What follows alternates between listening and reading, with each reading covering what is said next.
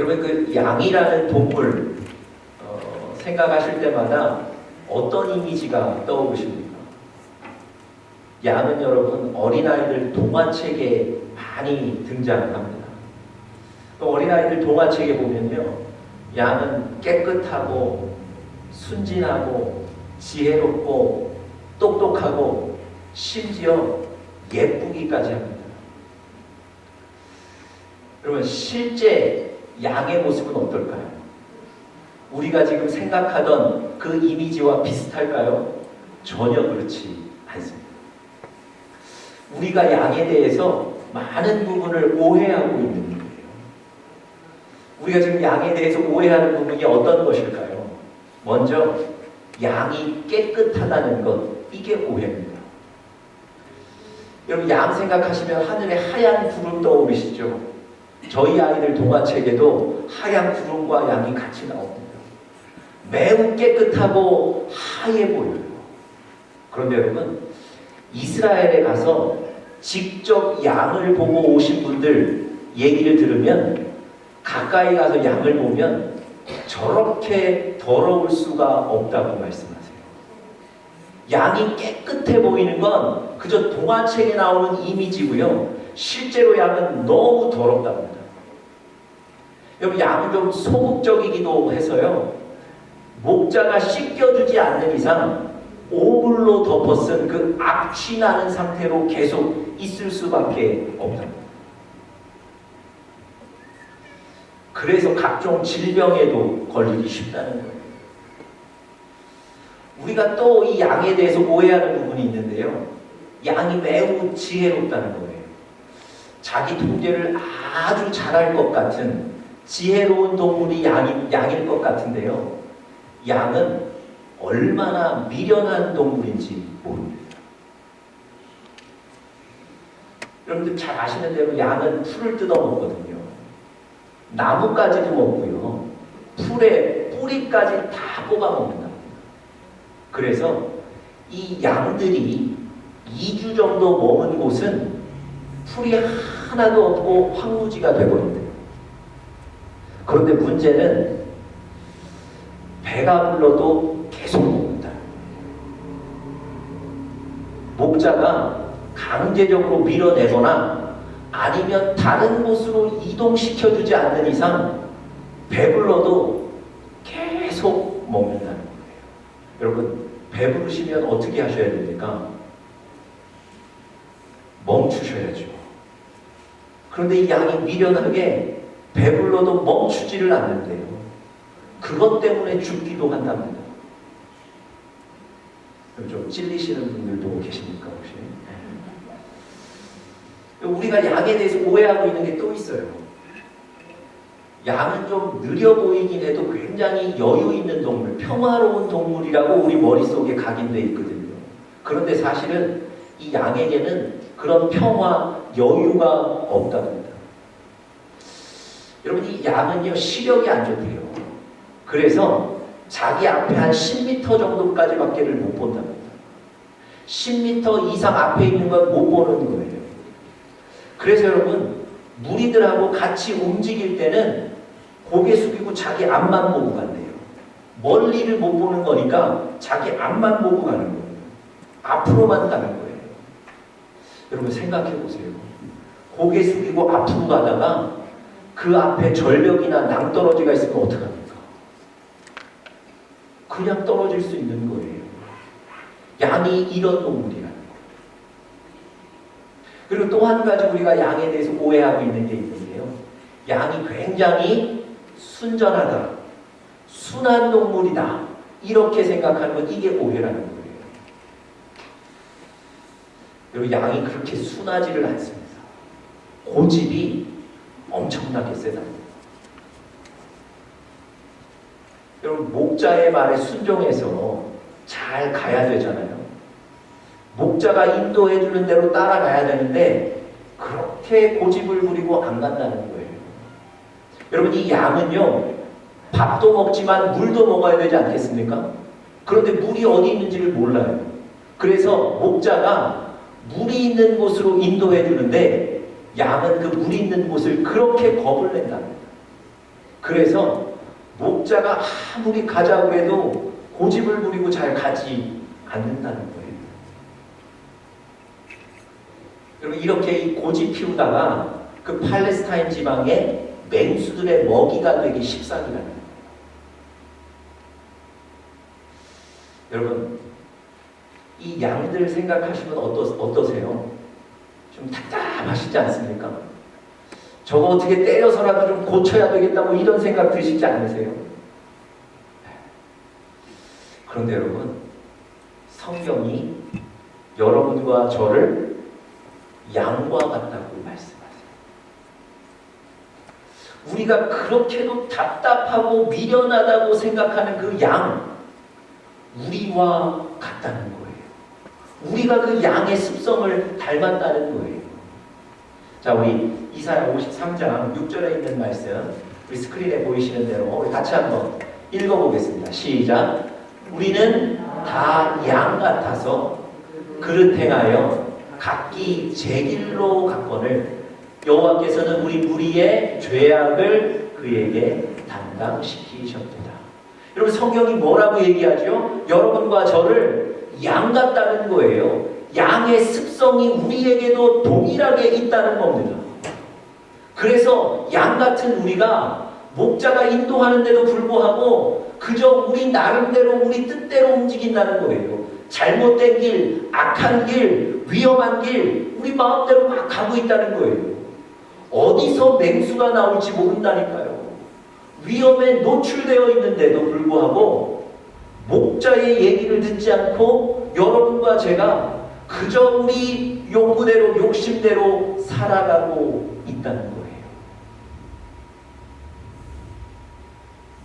여러분 우리가 이런 양과 같은 삶을 살고 있는데 어떻게 평안할 수 있겠습니까? 우리가 이런 양과 같은 삶을 살고 있는데 어떻게 흔들림 없이 평안을 유지하실 수 있겠냐고요. 여러분 오늘 우리가 시편 23편을 읽었는데요. 오늘 본문에 보시면 양같이 불안하고 평안이 없는 우리가 어떻게 이 세상의 평안을 유지하며 살아갈 수 있는지를 오늘 시편 23편 본문이 우리에게 잘 말씀해주고 있습니다. 여러분 오늘 시편 23편은 다윗이라는 사람이 썼어요. 그런데 이 다윗이 뭐 하던 사람이죠? 들에서 양치던 목자 출신이에요. 그렇기 때문에 우리 인생을 목자와 양의 관계를 통해서 잘 비유하고 설명해주고 있는 겁니다. 여러분 오늘 본문을 통해서 어떻게 우리가 이 세상에서 승리하며 평안하게 살 수 있는가 구체적으로 좀 살펴볼 수 있기를 바랍니다. 첫 번째로요. 하나님께서 오늘 성경에서 우리에게 가르쳐 주신 첫 번째는 목자를 인식해야 한다는 겁니다. 목자를 인식해야 합니다. 양 같은 여러분과 제가 승리하며 살기 위해서는 목자를 인식해야 된다는 거예요. 여러분 목자를 인식한다는 얘기는요. 여러분과 저 같은 양으로 살아가는 데 있어서 우리에게 분명히 우리 길을 인도하시는 목자가 누구인지를 알아야 된다는 얘기입니다. 오늘 시편 23편에서 그 얘기를 해주고 있는 거예요. 여러분 양들에게는요 목자가 너무 중요합니다. 아니 중요한 걸 넘어서 목자는 양들에게 생명이에요. 목자가 없으면 양이 죽을 수밖에 없는 거예요. 여러분 아까도 말씀드렸지만 물을 먹어야 하는데 이 양들은 물이 어디 있는지 찾지를 못해요. 또 목자가 인도해주지 않으면 그 팔레스타인 지방에 죽음의 골짜기로 스스로 들어갈 수도 있는 거예요. 여러분 목자가 그 팔레스타인 지방의 맹수들로부터 이 양들을 지켜주고 살려주는 그런 사람입니다. 여러분 목자가 있어야 되지 않겠습니까? 여러분 다윗이요 들에서 양을 칠 때 사자와 곰들이 종종 나타난다는 거예요. 그래서 자기가 돌보고 있는 그 수많은 양 중에 한두 마리를 물어가는 거예요. 여러분, 수많은 양들 중에 한두 마리 물어가는 거 그거 어떡합니까? 내버려둬야지. 그런데 다윗은 그러지 않았어요. 목자인 다윗은 그 곰과 사자를 쫓아가서 그의 입에서 양을 다시 가져왔다는 거예요. 그래서 성경 사무엘상에 보시면요, 내가 따라가서 그것을 치고 그 입에서 새끼를 건져내었다 이렇게 얘기합니다. 여러분, 목자는 이런 사람이에요. 양의 생명을 보호하는 거예요. 양을 살리는 것이 목자란 말입니다. 여러분, 목자가 반드시 있어야 돼요. 여러분, 성경에서 여러분과 저를 양과 같다 그랬는데 우리에게도 목자가 반드시 필요해요.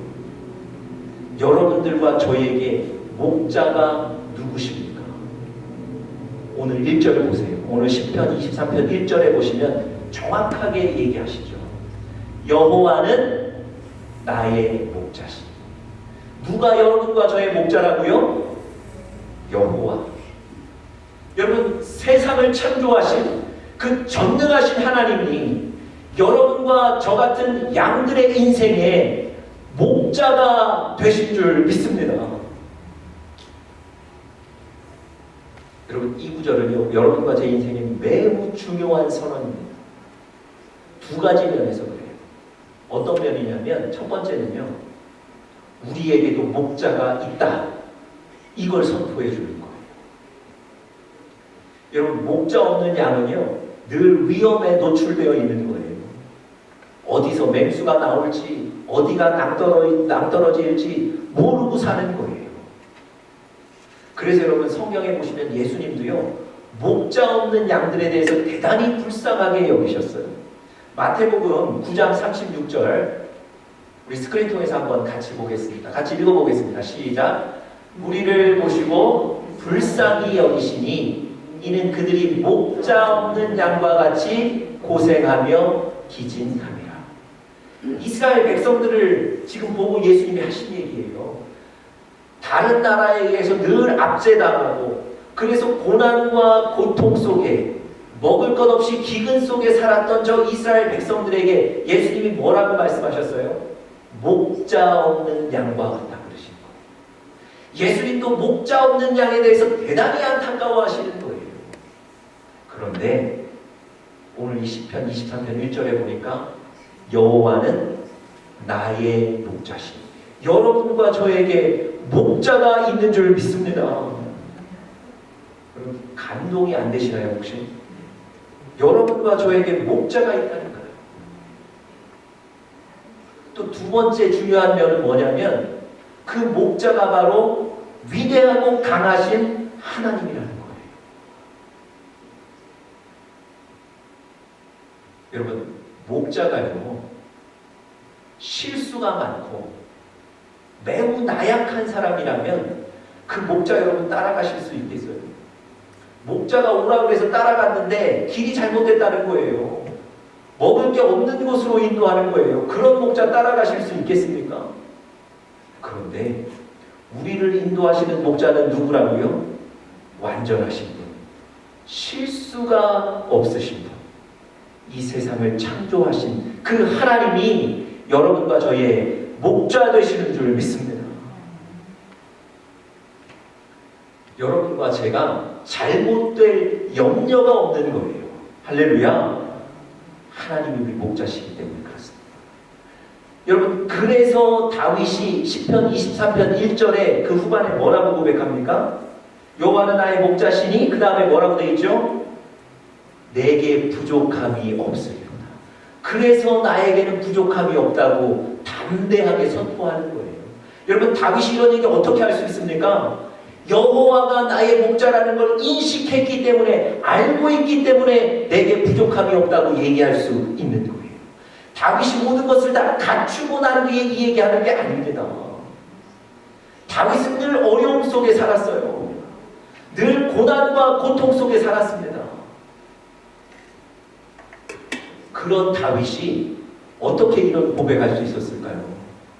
하나님이 내 목자라는 걸 인식하고 있기 때문에 내게 부족함이 없다고 고백할 수 있는 거예요. 여러분, 하나님이 여러분과 저의 인생에 목자가 되신 줄 믿습니다. 그 목자 때문에, 그 하나님 때문에 여러분과 저에게는 부족함이 없습니다. 사실은 믿고 나아가시기를 간절히 바랍니다. 두 번째로요, 여러분과 제가 이 세상에 승리하며 안전하게 살기 위해서 두 번째, 목자의 사랑을 알아야 한다는 겁니다. 첫 번째는 목자를 인식해야 된다는 거였고요. 두 번째는 목자의 사랑을 알아야 된다는 겁니다. 오늘 본문 2절부터 5절까지에 보시면 목자 되신 하나님이 양 같은 여러분과 저를 어떻게 사랑하고 인도하시는지를 아주 구체적으로 설명해 놓고 있습니다. 2절 보시면 그가 나를 푸른 풀밭에 누이시며 쉴만한 물가로 인도하신다 그랬어요. 여러분, 푸른 초장, 푸른 풀밭은 어떤 의미가 있습니까? 양은 초식동물이거든요. 그래서 푸른 풀밭은 삶의 토대예요. 그리고 생존과 직결된 문제란 말입니다. 그런데 이 목자가 그 양들을 생존할 수 있도록 푸른 초장으로 늘 인도하는 거예요.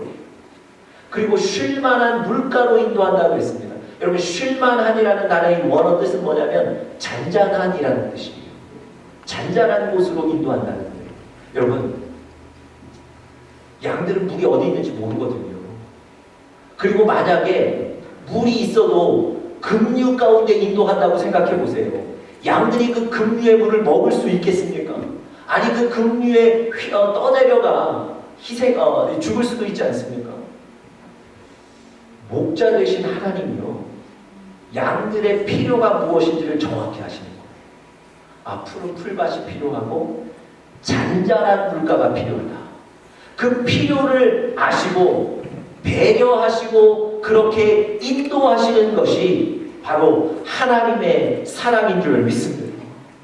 여러분과 저의 필요를 아시고 그것을 배려하셔서 인도하시는 분, 그분이 하나님이신 거예요. 여러분, 또 3절에 뭘 어떻게 고백되어 있습니까? 3절에 내 영혼을 소생시키신다 그랬어요. 여러분, 영혼을 소생시키신다는 건요, 잘못된 것을 옳은 자리로 되돌려 놓는다는 뜻이 있습니다. 소생한다는 건 그런 거예요.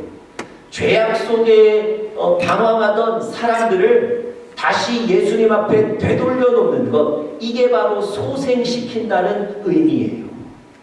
여러분, 그런데 빗나갔던 사람이 다시 제자리 찾아오는 게 쉽지가 않습니다. 여러분, 범죄하고 죄값 치는 사람들이 다시 돌아왔을 때 또다시 죄의 길로 빠지기가 쉬운 것처럼 제자리로 온다는 것이 쉽지가 않아요. 한국에 그 고등학교 야구 선수였는데요, 이미 고등학교 때부터 한국의 그 야구계의 초특급 투수로 이름을 날린 선수가 있었습니다. 고등학교 졸업하고 대학도 가지 않았어요. 왜냐하면 워낙 실력이 출중해서 프로팀에서 바로 스카우트해 간 거예요. 엄청난 계약금을 주고. 어린 나이에 엄청난 돈을 손에 넣게 된 거예요. 그래서 그랬는지 이 선수가 프로팀에 간 이후에 팀 훈련에도 참석을 안 하고요. 그 팀 훈련소를 막 이탈하고요. 경기에 뛰는 선수가 자기 몸 관리를 해야 되는데 몸 관리도 하지 않아요. 경기에 나갈 수가 없는 거예요. 급기야 많은 계약금을 준 선수인데도 불구하고 이 팀에서 그 선수를 내보냈어요. 방출한 거예요. 그럼 시간이 흐르고 이 선수가 정신을 차렸어요. 내가 이러면 안 된다. 다시 돌아가야 된다. 여러분, 수년간을 노력했는데 못 돌아가요. 수년간을 노력했는데 다시 자기가 걸어왔던 그 길 복귀하는 게 쉽지가 않더라고요. 여러분, 오늘 하나님, 목자 되신 하나님이 여러분과를 어떻게 인도하신다고요? 다시 우리의 잘못된 길, 잘못된 방향에 있던 우리를 안전한 길로 다시 되돌리시는 분, 그분이 바로 우리 목자 하나님이신 거예요.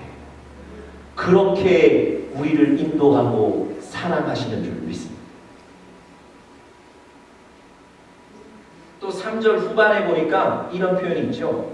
자기 이름을 위하여 의의 길로 인도하신다. 자기 이름을 위하여 양들을 옳은 길로 인도하신다는 것.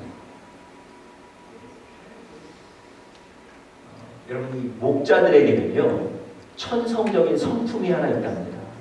좋은 목자가 되기 위해서 꼭 갖추어야 될 성품 하나가 있는데 그게 선이래요. 착함, 사랑이래요. 목자의 사랑은요 단순히 착한 게 아니래요. 여러분들, 우리 자녀를 사랑하는 그 모성애 있죠. 그 모성애보다 더 끈끈한 것이 바로 이 목자들, 선한 목자가 갖추는 사랑입니다. 그래서 여러분, 목자는 양을 위해 생명을 바치는 거예요. 아까 제가 말씀드렸죠. 다윗이 곰이나 사자 같은 맹수가 와서 양을 물어가면 할 수 없다, 내버려 두지 않고 목숨을 걸고 그 양을 찾아오는 거예요. 이게 바로 목자가 가진 사랑이라는 거예요. 여러분, 자기 이름을 위하여 한다는 것은 어떤 의미일까요? 여러분, 이런 사랑을 가진 목자에게 돌볼 양이 없다거나 아니면 자기가 돌보는 양이 상처를 입었다거나 누구에게 물려갔다. 이건 치욕이라는 거예요. 견딜 수 없는 치욕이라는 거예요. 그래서 자기가 맡은 양들은 자기의 이름을 걸고 자기의 생명을 걸고 지켜내는 것이 바로 목자라는 거예요. 그래서 3절에 자기 이름을 위하여 의의 길로 인도하신다는 건 자기의 생명을 걸고 그 양들을 지켜낸다는 의미입니다. 여러분, 우리의 목자 되신 하나님이 여러분과 저를 그렇게 지켜내고 계시다는 거예요. 여러분과 제가 연약하고 여러분과 제가 실수하면 내버려 두시는 하나님이 아니라 끝까지 우리를 지켜내시는 분, 그분이 바로 우리의 목자 하나님이신 줄 믿습니다. 4절에 보시면 내가 사망의 음침한 골짜기로 다닐지라도 내가 두려워하지 않는다 그랬어요. 여러분, 이 팔레스타인 지방은요 비가 잘 오지 않는 지방이에요. 그래서 물이 있는 곳을 찾기가 매우 어렵습니다. 목자가 양들에게 물을 주기 위해서는요 와디라고 불리는 그 지역으로 들어가야 되는데, 이 와디라는 지역은 뭐냐면 아주 그 마른 협곡이에요. 네, 그래서 그 골짜기로 들어가는 그 길이 매우 위험하다는 거예요. 이 와디라는 골짜기를 들어가려면 이미 산 그림자가 그곳을 이미 다 덮고 있고 좌우에 동굴에 맹수들이 기다리고 있다는 거예요. 그래서 여러분, 목자가 양을 이끌고 물 마시러 가는 그곳은 사망의 음침한 골짜기와 같을 수 있었다는 거예요. 사망의 음침한 골짜기를 다닐지라도 해를 두려워하지 않는답니다. 왜 그렇습니까? 목자가요 지팡이와 막대기로 지키는 거예요. 막대기는 맹수들로부터 그 맹수들을 쫓는 거고요. 이 지팡이는 양들을 옳은 방향으로 모으는 데 사용되는 거예요. 여러분, 사망의 음침한 골짜기로 여러분과 제가 갈 수도 있어요. 그때에도 여전히 우리의 목자 되신 하나님이 여러분과 저를 지키시는 줄 믿습니다. 여러분, 그렇게 하루 종일 물 마시고 풀 뜯어먹고 하다가 어두워지면 그 양들을 우리 안에 가두어야 되죠. 그런데 여러분, 이 우리라는 게 여러분과 제가 생각하는 그 우리가 아닙니다. 왜냐하면 이 목자들은 양들 데리고 하루하루 움직이거든요. 그래서 가는 곳에서 하룻밤 자는 거예요. 그렇기 때문에 임시로 양 우리를 만드는 겁니다. 그러니 그 우리가 튼튼했겠습니까? 그저 돌로 낮게 쌓은 것이 임시 우리예요. 여러분 생각해 보세요. 그 맹수들이 많은 곳인데 우리가 겨우 돌 몇 개 쌓은 낮은 높이에요. 맹수들이 그 양들 물어갈 수 있지 않겠습니까? 실제로 밤마다 맹수들이 소리를 낸답니다. 그러면 이 겁 많은 양들이 잠을 잘 못 잔대요. 청력이 아주 발달해서 그 맹수의 소리를 듣고 잠을 못 잔다는 거예요. 그때 여러분, 이 목자가요, 그 양들에게 올리브 기름을 발라준다. 그러면 그 올리브 기름이 이 양들을 편안하게 만들어서 양들이 잠들 수 있게 된다는 거예요. 그리고 이 목자는요, 그 낮은 돌로 쌓은 낮은 우리의 등을 기대고 그 양들을 밤새 지킨다. 5절에 보니까 주께서 내 원수의 목전에서 내게 상을 주시려고 기름을 내 머리에 부으셨다. 이렇게 얘기하죠. 여러분, 우리 목자 되신 하나님 여러분과 저를 이렇게 지키고 사랑하시는 줄 믿습니다. 그 사랑을 깨닫고 그것으로 인하여 담대하게 승리하시는 여러분들 되시기를 간절히 축복합니다. 마지막 세 번째로요, 우리가 이 세상 가운데 승리하고 또 평안하기 위해서는 목자를 신뢰해야 한다는 것입니다. 목자를 신뢰해야 합니다. 제가 세 가지 말씀드렸죠. 목자를 처음에 인식해야 되고요, 두 번째는 목자의 사랑을 알아야 되고, 마지막 세 번째 뭐라고요? 목자를 신뢰하셔야 된다. 6절 보세요. 마지막 6절입니다. 내 평생의 선하심과 인자하심이 반드시 나를 따르리니 내가 여호와의 집에 영원히 살리로다. 여러분, 다윗이 마지막 고백에 무엇을 고백하는 겁니까? 내가 하나님 신뢰하겠다는 거예요. 내 평생의 선하심과 인자하심이 나를 따르리니 내가 그곳에 영원히 거하겠다는 거예요. 내가 이제는 이 하나님의 사랑을 알았으니 그 하나님을 신뢰하겠다는 고백을 하는 거예요. 여러분, 목자 되신 하나님을 신뢰하시는 축복이 있기를 간절히 바랍니다. 하나님께서 예레미야라는 사람을 선지자로 부르셨어요. 그런데 예레미야가 하나님의 부르심을 거절해요. 왜냐하면 하나님 말씀 선포했다가 다른 사람들한테 비난받을 것이 두렵거든요. 그리고 자기는 아직 준비되지 않아서 저 이스라엘 백성들에게 나가서 무슨 말씀을 전해야 될지도 모르겠거든요. 모든 것이 두려운 거예요. 보세요. 하나님은 선지자로 너를 불렀다 말씀하셨는데 예레미야는 하나님의 말씀을 신뢰하지를 못합니다. 그때 하나님이 이 예레미야에게 이런 말씀을 해주셨어요. 예레미야 1장 10절인데요. 우리 스크린 통해서 같이 한번 보겠습니다. 예레미야 1장 10절 제가 한번 읽어보겠습니다.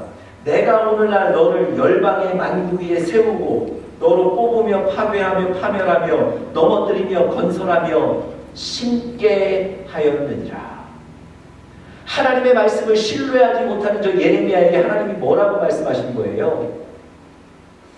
네가 말씀 전하고 네가 전한 말씀을 듣는 사람들이 변하는 것, 이건 네가 하는 게 아니고 내가 하는 것이다. 네 인생의 경영은 나에게 있다. 하나님이 지금 그것 얘기해 주시는 거예요.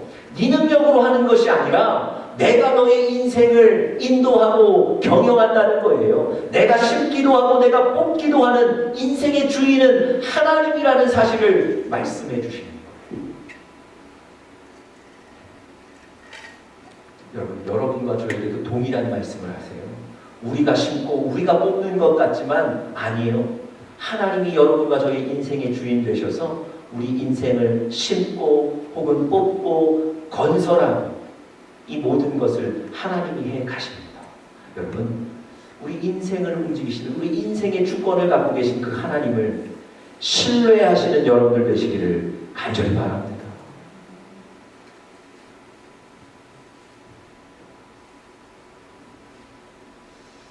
한 크리스찬 작가가, 요예님한테 오늘 설교를 마치죠. 한 크리스찬 작가가 비행기를 탔는데요.